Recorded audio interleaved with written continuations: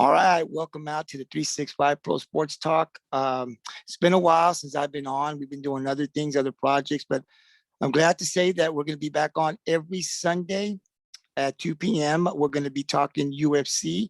I don't know much about UFC, but I do have someone that's going to come on the podcast every Sunday at 2 p.m. and he's going to be breaking down the UFC fights that will be occurring. Today, we're going to be talking about UFC. I believe it's 263. There's four cards, main event cards that we'll be talking about. There's a one main event, a co-main event, but there's other two fights that we'll be discussing here on the 365 today. But with me, I've got, for the first time on the 365, I've got Val Florian. Val, how you doing? I'm doing good, buddy. How about you? Hey, I'm doing great, Val, and I'm glad you and I have talked a little bit here about doing this for a while now, and I know you've been doing some research on it, and you're going to teach me a little bit of stuff too, because I do watch like the Conor Mcgregor, the big fights, but I'm not really into UFC like you are. So I'm glad to have you on the 365. You're going to be on every Sunday at 2 p.m. You're going to be bringing us all the information on what's been going on. We're going to talk about certain fights. We're going to be posting stuff up on the 365 Twitter page, Facebook page, and letting the people know what's going on. If there's some smack talking, injuries, other fights that may be added, fights that may get taken off of a card. But we're going to keep everybody updated. So I think it's going to be a lot of fun, Val, and I'm looking forward to working with you and bringing this UFC to another level. So before we get started, if you can just kind of introduce yourself, who you are, and how much love of the UFC do you have? Because I'm being told that you follow it a lot. Mm-hmm. Yes, I do. Hi, how's it going? Yeah, my name is Val Florian. I'm a big fan of UFC. I've been, following it for a few years, like 4 or 5 years. Seeing everyone. I'm just, just a big fan. I like UFC. I do follow. I've been to a few. I just like calling fights. I like commentating. I really like being able to just talk about it. Interacting. Getting people involved with these fights. Because I have a big passion for this, and I want to help bring it out. Whoever else has a passion for it too can find out about it. They want to say something, they want to comment, that's fine, because we're all ears. We're here to talk, we're here to entertain, and every fight is the best fight. I'm gonna tell you guys why, and that's pretty much it. Yeah. All right. Well, I'm happy to have you here, and I'm happy to bring this onto the 365. And I know that we're going to start off with UFC 263, the card. It's set to take place June 12th, we believe, at 2021. And there's 4 fights, and I'd like for you to talk a little bit about from the bottom all the way up, just on the main card up to the main event. So if you want to talk about the first one that we have. Yeah, for sure. The first one that we were going to talk about tonight is, or today, it's going to be the Drew Dober versus Brad Riddell. Now, Brad Riddell, he's fairly new to the UFC. I believe he only has like 2 fights, maybe 3. His last 2, he won. He won them on a decision. So then that just tells us that, okay, he can go the 3 rounds, because it's not going to be a title fight is the only one that's really like 5 rounds. Now they just started making the co-mains, 5 rounds too. But so we know that his cardio is going to be good, at least to maintain that. He's well-rounded. Joe Dober, what I've seen a lot from him, because he's going to be coming in hot. He's going to be coming in heavy. He throws with intention. I mean, every single thing that this guy lands, it's almost like a chip off the health bar. You know what I mean? So it's just going to be a really exciting matchup too. He's been here a little bit longer, so I mean, I think he's more of like the UFC veteran. The age difference here, I have it right here. Age different, 32 to 29. Yeah, so Joe Dober is going to be the veteran. Usually when they have these some fights with exhibition, it's not a non-title fight, so it'll usually be like you got a veteran going up against this younger guy, or whatever. Sometimes that's the case. This time, not too far off. 32-29. We got height is going to be 5.7.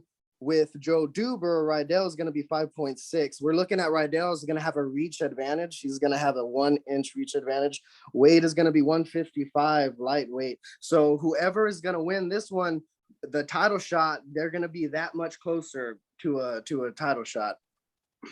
Wow. And they're going to fight at the lightweight 155 pounds, correct? 155, yes. And like I said, with Riddell, he's a little bit too new, right? But we know that he can go the distance. We know we know he has somewhat wrestling. We know that, he's got the kickboxing. So, I mean, Joe Duber, he can wrestle if he wants, especially when people start to get hit. It's almost like everybody's a wrestler, right? But Joe Duber, like I said, I see him especially when we're making predictions, I see Joe Duber coming in hard, heavy, taking control, Riddell. I see Joe Duber backing Riddell up, so Riddell is going to probably be more of the counter, we'll see how, I mean, that's like what I say now, but we'll see when it all unfolds, And just to let you know, a week before the actual fight, that Sunday that we come on, a week before the fight, Val and I and myself will be making our predictions. So we'll also be putting up a poll a week before the fight to see who you guys think will win this fight. But we'll also, on that last Sunday before the June 12th fight, Val and myself will be making our prediction. So Val will be making a prediction as to who he thinks he'll win. And he's letting you guys know right now, kind of what guy may have the advantage with the age and the height and the experience coming in. So yeah, I love that, Val. It's really good. So let's go to the next one. Who's the next one on the card? Oh, the next one. This one's going to be great. We're looking at Damien Maia versus Belal Muhammad. So let me go ahead and tell you a little bit what's going on with Damien Maia. He's 43, twilight in the career, right? So he's a submission specialist.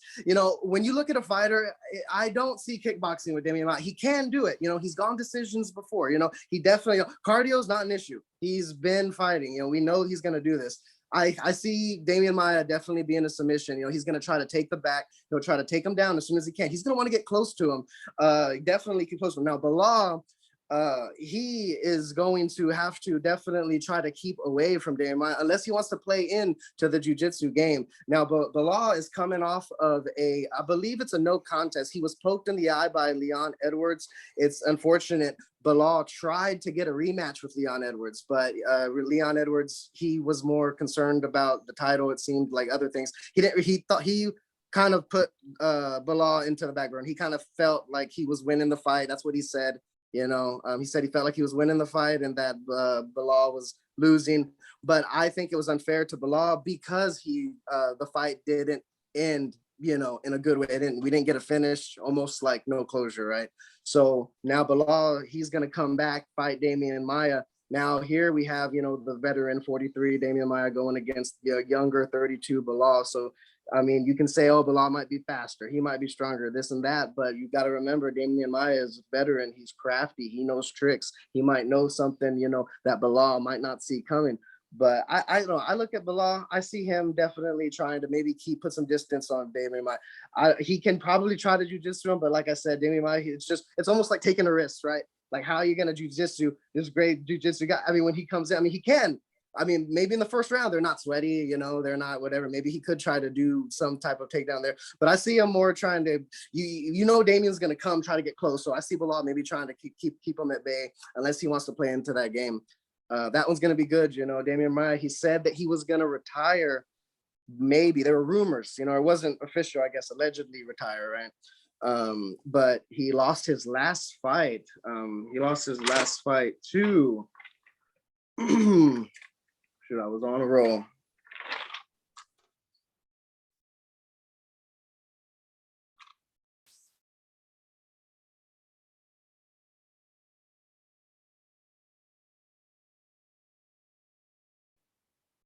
Yeah, he lost his last fight, March 14th, to Gilbert Burns. Gilbert Burns went on to try to get a title.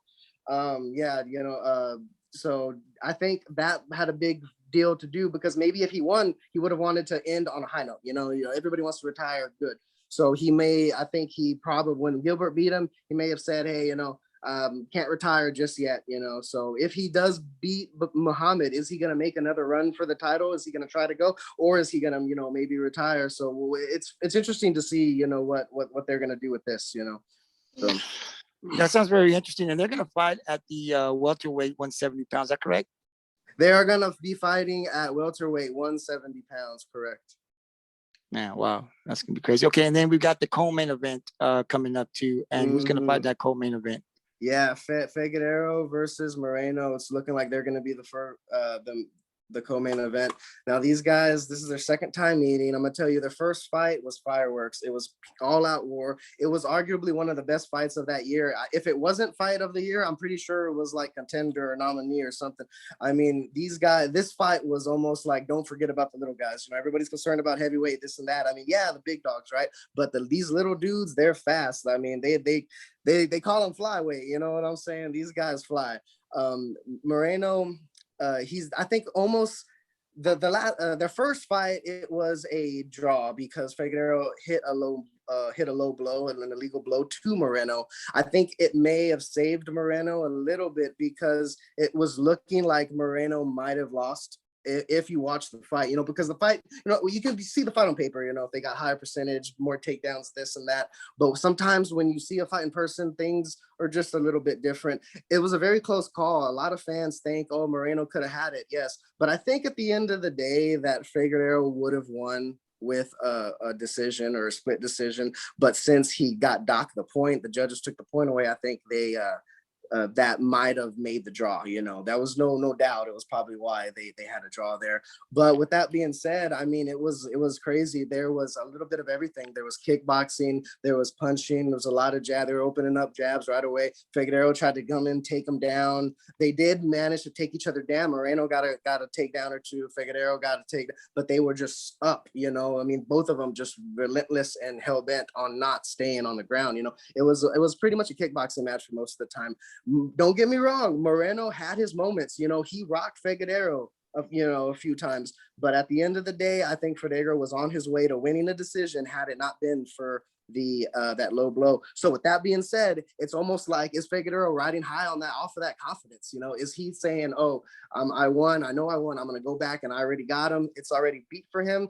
Or is Moreno going to make those adjustments because it was that draw that first time and now he knows, well, hey, I fought him before, maybe I'll do things a little differently. You know, it's interesting to see strategy-wise what Moreno's going to do, you know, because I think Moreno's going to have I think Moreno's going to have to change a little bit. But I mean, yeah, this is going to be a good fight to see, this co-main event, because like you said, you know, because of that 1 point taken, you know, it came to a draw, right? So let's see what happens in this fight. So that's going to be a good one. And then we go over to our main event of 263, which is, I'll go ahead and let you go ahead and break that fight down. All right, Israel Adesanya versus Marvin Vettori. This one's really going to be exciting to talk about. I guess I'll start with Israel Adesanya. You know, I mean, Israel, he's one of the greatest. You know, I think he is on his way to doing, you know, a really good job. And he's definitely made a name for himself, right? He almost kind of came in hot, came in out the gate, I don't know. And then, but he'd been there, you know, if you've known him. He even says this, if you know me, you know, I've always been there. He's always been around. And he has been, you know, kicking a lot of butt. He's very precise, not really a ground striker, more of a boxing guy. He just moved up to light heavyweight to fight Jan. You know, he was trying to be a two title division, you know, two title and 2 weight classes.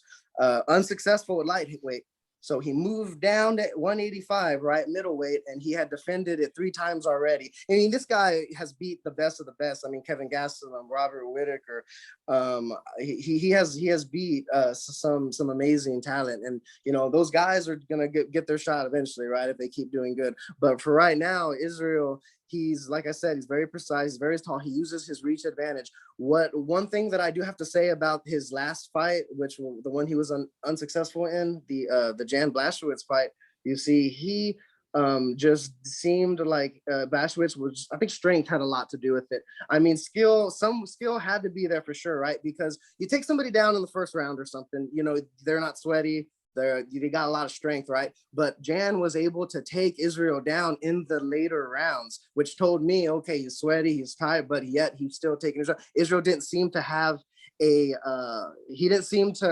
have an answer to too much of the ground game, which leads me to Marvin Vettori, right? Because we're getting there too.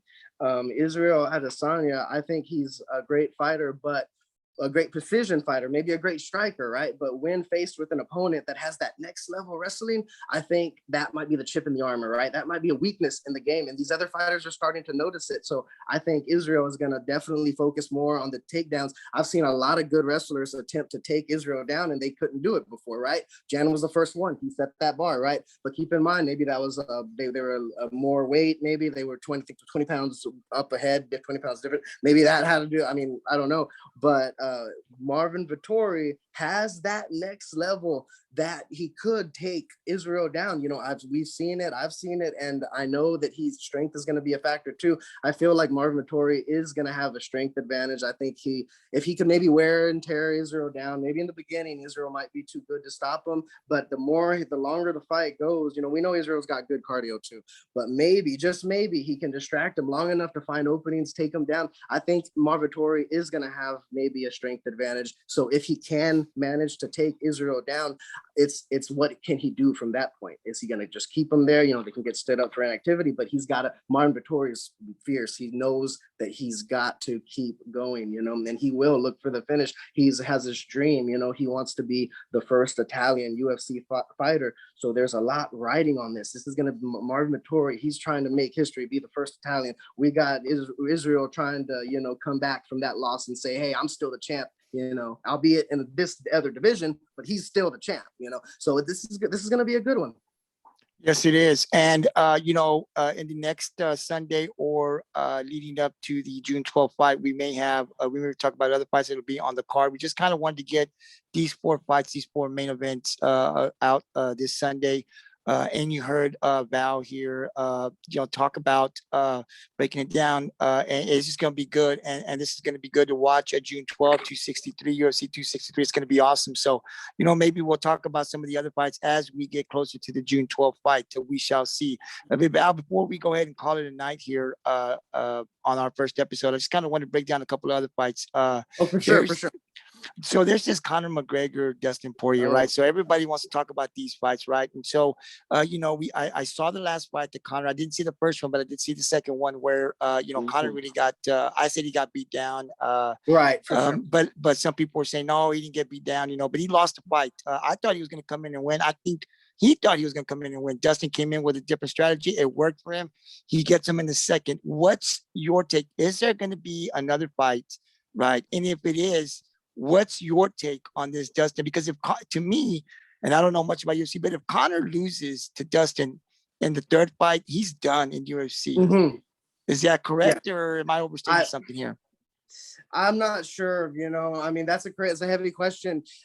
Is he done? In a way, it could be. I mean, I want to say maybe, right? Yes and no, because Dustin is this next level talent. See, here's my thing with Conor is the guy is he's so good, right? That he's so used to he wants to get it done. He wants to make short work of people. In his mind, he was coming in there. He won that first round. He hit Dustin with hard shots.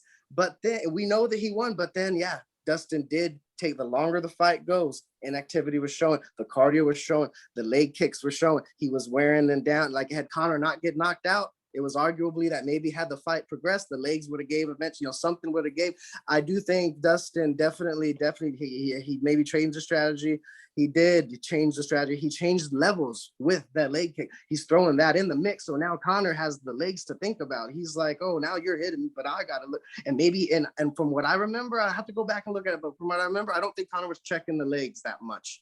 So I think Conor just was a little overconfidence. Maybe inactivity had something to do with it. It was a big thing, you know. Some people were saying, oh, it had nothing to do with it. Maybe it did, you know. I mean, the coaches, I'm sure, would know, but I mean, I think inactivity did have something to do because we saw the skill was there, but it just wasn't enough to put Dustin away. If Dustin beats Conor again, that definitely takes title away from any type of title. I'm not going to go as far as to say, oh, Conor's never going to fight in the UFC, but as far as title and being the champion, Conor's that's gonna be a setback for Conor, and he'll have to do something. He'll have to fight again and win in devastating fashion or something. But I think, in my opinion, I think that was Conor's undoing. You know, he was just overconfident. He tried to make it quick, like in the first time. You know, the first fight he finished him. I think it was 90 seconds in or something like that. And I mean, I think he was betting on that. You know, he was betting that short work, boom, knock him out. When that didn't work, we saw Dustin start to take over. Let me ask you this. Have these guys fought? I mean, are they set to fight in this third fight, or is that something that's still in the works? No, I believe that this is what they're going to do. That seems that the July 10th, Saturday, pretty sure that it's if it's not official, it's going to be. Okay. That's that's what good. everybody's talking about. That's the next Yeah, big thing. yeah, that's the main of it. And then there's another one here. Mhm. So we know about Amanda Nunes, right? So she's probably, it looks to be unstoppable, right? But Right. I saw Juliana Pena. They'll be fighting up. I saw Juliana fight. She's okay, but I don't know if she can match up with Amanda. Amanda will be a whole different beast for her. So what's your thoughts Mhm. on the Juliana Pena and Amanda Nunes fight? Well, I just gotta say, the facts. Amanda, we know she's on another level. We know that she is a beast. You know, she's got good strength. She's got good precision. Almost for a while now, people were forgetting how good she was on the ground with jiu-jitsu because she never needed to do it because she was always knocking people out. But then we saw with the Megan Anderson fight, she kind of reminded people, hey, you know, I can still do submissions, and it was a weird submission. It was a leg triangle. You know, I mean, not too uncommon, but you don't see those every day. You know, and so I thought that one was crazy. I think it definitely had something to do with Megan's reach, though. That's why she maybe had tied her. Maybe the opportunity was there. You know, she saw it. But that was a crazy submission. It was like a leg triangle armbar thing on the head. I thought that was crazy. But with Amanda facing Juliana Pena, that, you know, I just want to tell people too, like I said like with just the facts, like with Juliana, people might want to Amanda might be the not the underdog, but the favorite, right? She's probably gonna look that way again, you know. But I gotta just remind people, Juliana Pena, I mean, can't be overlooked because I mean she does have talent. I mean, even though that most people might think, oh, Amanda's got this in the bag or whatever, but Juliana, people got to remember, Juliana Pena beat a former UFC champion before already. So I mean, we know that she's got the talent. We know that she's got the skill to compete with UFC talent, but does she have the skill to dethrone Amanda Nunes? I'm not sure. Well, I think, you know, I think Amanda's probably going to take this one, but you know, we'll talk about this the more it goes over, you know, the more it absolutely. And Val, I'll tell you this.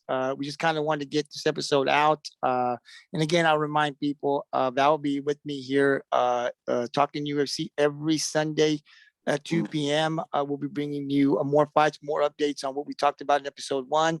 As other fights continue to develop and they get signed and they make it official, Val and I will be back on the 365 and we'll be talking about those. We'll add those fights in as well. As I said, 1 week before the actual fight to take place, Val and I will be making our predictions. Val actually is more experienced in this. He's going to teach me, but we're going to be making our predictions as to who we think will win. So with what Val has said here with these fights, we'd like to hear you guys. You can comment to the coast to coast sports at hotmail.com. If you have any questions that you'd like to ask Val or myself, you go ahead and submit your question to that email.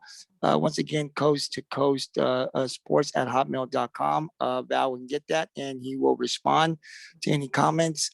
He's the expert here on the 365 when it comes to UFC. So we're hoping to get dialogue. We're hoping to bring people on to listen to us. The video will then be uploaded within maybe, I'd say, a few hours after the podcast, and it'll go on to the coast to coast YouTube channel, and then it'll be shared on to the 365 Facebook and Twitter page, so you can see it on either the YouTube channel or the Facebook Twitter page. But like I said, we're going to be coming on. We're going to be talking about many fights, and throughout the week, be tuning in to our Facebook, our 365 Facebook and Twitter page, because we'll be updating any events or any updates that occur on the fights that we talked about, on the Conor and Dustin, on the Amanda, Juliana, and any other fights that we are going to put on the agenda to talk next week. So, Val, I thought it was a great first episode. Like I said, I don't know very much. You're going to be teaching me, but I'm looking forward to spending every Sunday at 2:00 in the afternoon with you to hear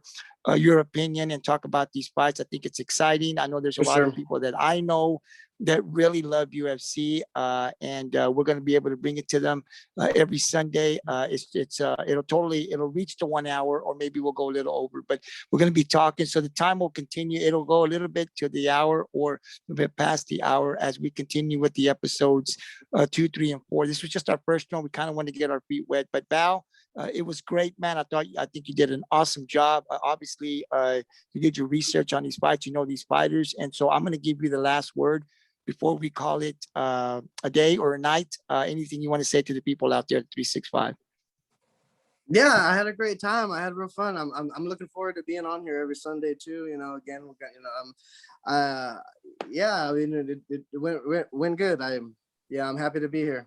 So Yeah, and I will say, no, that's awesome. And I'm glad that you are taking the time to come on out here. Like I said, we want to develop something with the UFC, with our fans out there, something that we really haven't talked about a lot on the 365, but it's something that people have been asking for. And then you're the guy to come up here and deliver it on the 365. I will say this though, if you guys have any questions, Val will also be putting on our Facebook. We're putting the coast to coast email, but we'll also be putting my personal email and Val. So if you have any questions, you can go ahead and send an email to him directly, or you can send it to the coast to coast, and then he'll receive other questions that are asked.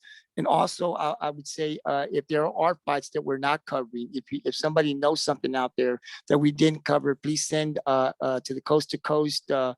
Email coast to coast sports@hotmail.com. Let us know what we didn't talk about, something that you want us to talk about. I'll send it over to Val. We'll do the research, and then we'll talk about it on that next upcoming Sunday, guys. And so, Val, man, all I gotta say is thank you very much. I enjoyed this time. It was great. I wish I could add more right now to the UFC, but I really don't have a lot to put in now. But as you and I continue to talk and I do more research, hopefully I'll be able to add some of my own stuff to this. I only know that Conor and Dustin, and I know those big fights. I really don't know all these up and coming fights. And one thing we want to be able to do here on 365 is not just talk about the stars, but we also want to talk about these up and coming stars, because there's a lot of talent of these guys that are trying to get up here and make a name. The same for the female. So we want to bring them as well. And I know you're the guy to be able to do that. So I really enjoyed it.